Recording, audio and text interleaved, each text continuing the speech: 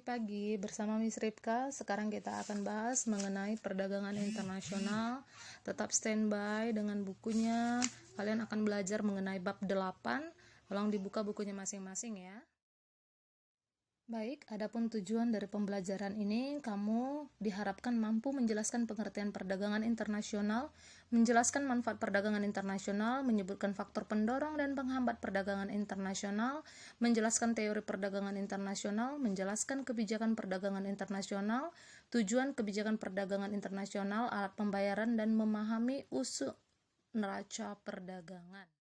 Oke, kita awali dari pengertian apa sih perdagangan internasional itu?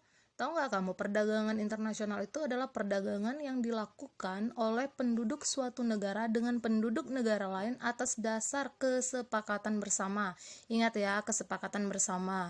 Kemudian, transaksi dagang antar subjek ekonomi negara yang satu dengan subjek ekonomi negara yang lain, baik mengenai barang ataupun jasa. Perdagangan ekonomi internasional itu tidak lepas dari ekspor dan impor, ya. Adapun manfaat perdagangan ekonomi internasional itu salah satunya itu menambah devisa negara dari kegiatan ekspor. Semakin besar ekspornya, devisa negara akan semakin tinggi, menjaga stabilitas harga. Dengan adanya perdagangan internasional, maka proses permintaan dan penawaran itu semakin lancar. Kemudian memperluas lapangan pekerjaan. Dengan adanya perdagangan internasional, maka kesempatan bekerja itu semakin tinggi. Transfer teknologi. Dengan adanya perdagangan internasional, negara yang tidak memiliki teknologi bisa mendapatkan teknologi tersebut dari negara yang memilikinya. Itulah manfaat perdagangan internasional. Oke, kebijakan perdagangan internasional itu adalah kebijakan yang diambil intinya itu untuk melindungi kepentingan nasional, untuk melindungi produsen dalam negeri ketika menghadapi kesulitan. Kemudian kebijakan perdagangan internasional itu ada tarif, subsidi, dumping, dan diskriminasi harga. Tarif itu pembebanan tarif barang-barang yang masuk ke dalam negeri. Subsidi itu alokasi anggaran yang disalurkan kepada produsen. Dumping menjual barang lebih mahal di dalam negeri daripada di luar negeri. Kemudian diskriminasi harga itu penetapan harga yang berbeda terhadap suatu jenis barang dengan tujuan negara yang berbeda pula. Kemudian kita akan bahas mengenai tujuan kebijakan perdagangan internasional. Apa saja sih tujuan kebijakan perdagangan internasional? Yang pertama, meningkatkan pertumbuhan ekonomi. Kedua, melindungi produksi dalam negeri. Dan yang ketiga, menyehatkan neraca pembayaran. Jadi neraca pembayaran kita itu minimal ekspor impor itu harus sama. Faktor pendorong perdagangan internasional ada banyak.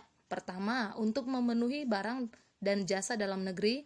Keinginan untuk memperoleh keuntungan pendapatan negara, adanya perbedaan kemampuan penguasaan pengetahuan dan teknologi, adanya kelebihan produk dalam negeri, adanya perbedaan keadaan sumber daya alam, iklim, tenaga kerja, budaya, dan penduduk yang menyebabkan perbedaan hasil produksi dan adanya keterbatasan. Jadi itu yang mendorong perdagangan internasional. Jadi perbedaan kebutuhan itu juga mendorong, ya, perbedaan kebutuhan antara negara A dengan negara B menyebabkan terjadinya perdagangan internasional. Kemudian apa yang mendorong dan menghambat? Faktor pendorongnya itu perbedaan sumber daya alam tadi, selera, penghematan biaya produksi, dan perbedaan teknologi. Kalau yang menghambatnya itu biasanya tidak amannya suatu negara. Nih ya, contohnya kasus corona saat ini itu menghambat perdagangan internasional. Kebijakan ekonomi internasional oleh pemerintah, salah satunya apa? Dengan mengadakan lockdown, otomatis perdagangan dengan negara tersebut juga akan terhambat. Sekian dulu pembelajarannya. Nah, kalau ada yang mau ditanyakan silakan langsung japri atau chat ke Miss Ripka pribadi.